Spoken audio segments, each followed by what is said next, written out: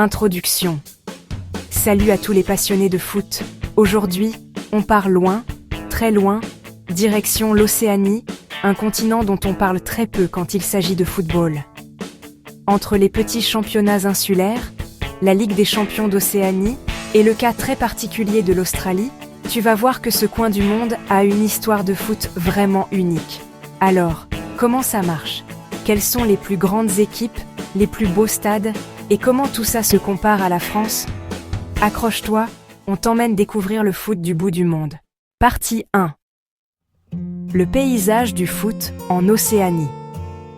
Le football en Océanie est géré par la Confédération du football d'Océanie, la fameuse OFC, qui regroupe une douzaine de pays et territoires.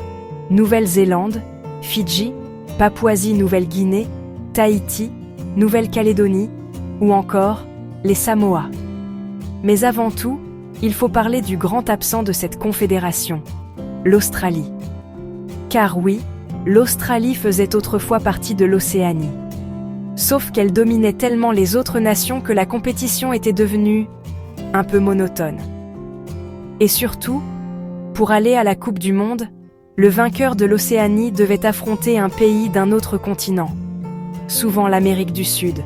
Mission quasi impossible.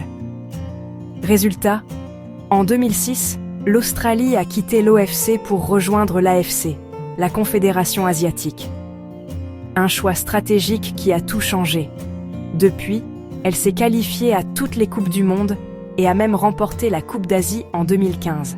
C'est aujourd'hui la nation la plus forte de la zone Asie-Océanie, avec un championnat pro bien structuré, la A-League, et des clubs modernes comme Sydney FC ou Melbourne Victory. Pendant ce temps, la Nouvelle-Zélande est devenue la nouvelle reine de l'Océanie, dominant les qualifications et les compétitions locales, un peu comme le PSG dans son championnat. Chaque pays d'Océanie a son propre championnat, souvent semi-professionnel. En Nouvelle-Zélande, on retrouve la Northern League et la National League Championship. Les clubs phares, Auckland City FC, Wellington Olympic ou Eastern Suburbs.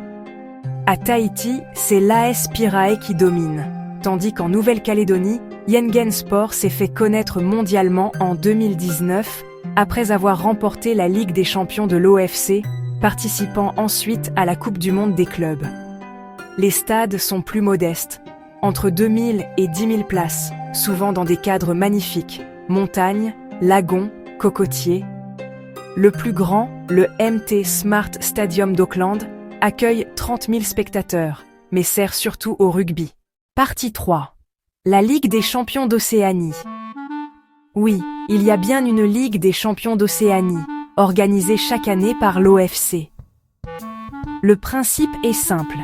Les meilleurs clubs de chaque pays s'affrontent, et le vainqueur gagne un ticket pour la Coupe du Monde des clubs de la FIFA. Et là encore, Auckland City FC est le boss incontesté. 11 victoires, une domination totale depuis plus d'une décennie. C'est un peu comme si le Real Madrid jouait contre des clubs amateurs. L'écart de niveau est énorme. Partie 4. Comparaison avec la France. Alors forcément, quand on compare tout ça à la France, c'est un autre univers. Chez nous, le foot est professionnel, structuré, médiatisé. On parle de Ligue 1, de centres de formation, de stades ultra-modernes et de budgets colossaux. En Océanie, la majorité des joueurs ont un autre métier à côté. Profs, militaires, chauffeurs, policiers. Mais ce qui est beau, c'est que la passion reste la même.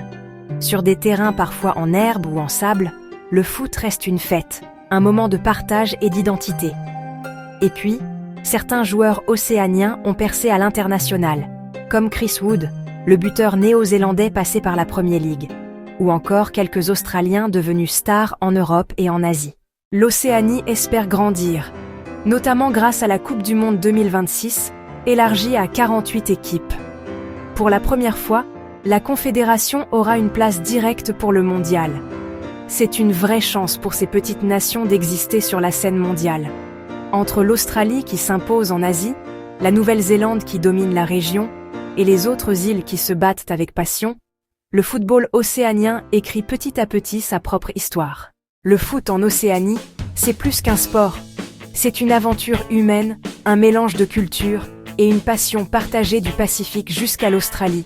Un football simple, authentique, loin des projecteurs, mais rempli de cœur.